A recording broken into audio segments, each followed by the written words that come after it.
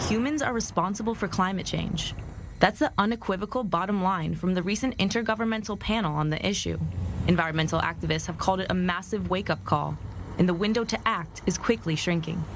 In the Middle East, the clock is ticking even faster. Since the Mediterranean climate is in the borderline between the great deserts of the Sahara and Arabia and the rainy areas to the north of it, the receding of the rain-bearing barometric depressions, they recede towards the poles, and with that, the rain is receding to the north, and the winter is getting shorter with generally less rain. And when the rain does occur, it occurs it becomes heavier, it's more floods with longer dry spells in between. So with that, you get the counterintuitive combination of more floods and more drought at the same region at the same period.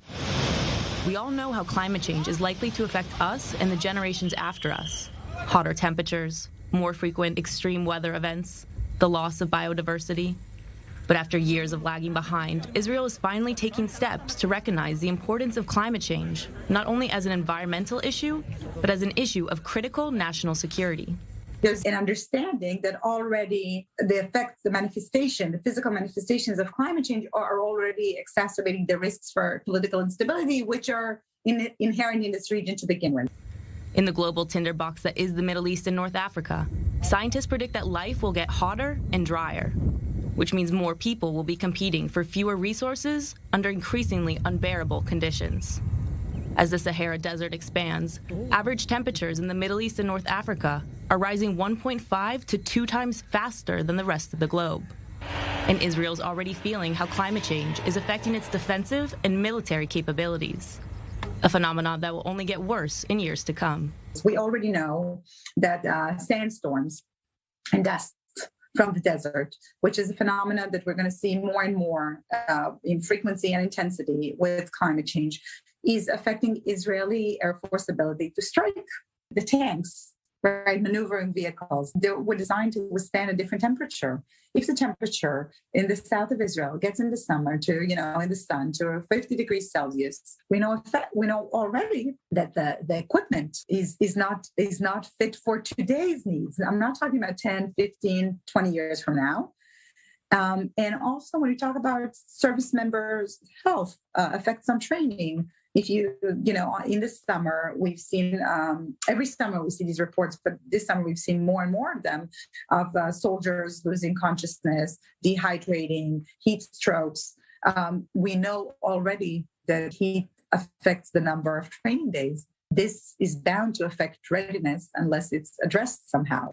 As leaders from around the world gather in Glasgow, topping the agenda is how best to deal with the challenges. Undoubtedly, many lofty promises will be made.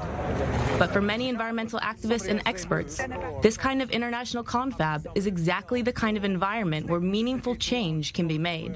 We have to address the root cause by simply reducing the emissions of the greenhouse gases.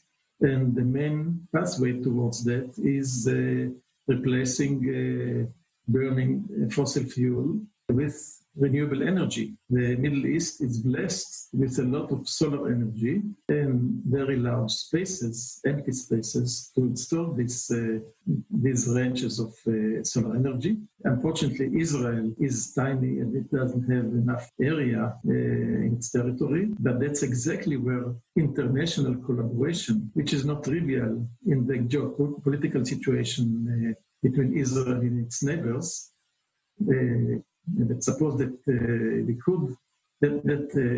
countries of the region could see who is the real enemy of them, the common enemy. They could collaborate. In order to address rising temperatures and the myriad of problems that will bring for countries, many see international cooperation as the best path forward.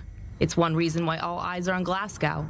For many, it's the final chance for the world to act. In some science fiction movies, aliens invade Earth and then all the nations unite against them because it is a clear and immediate danger. But we need to adopt that position with respect to climate change. Mary McAuliffe, I-24 News.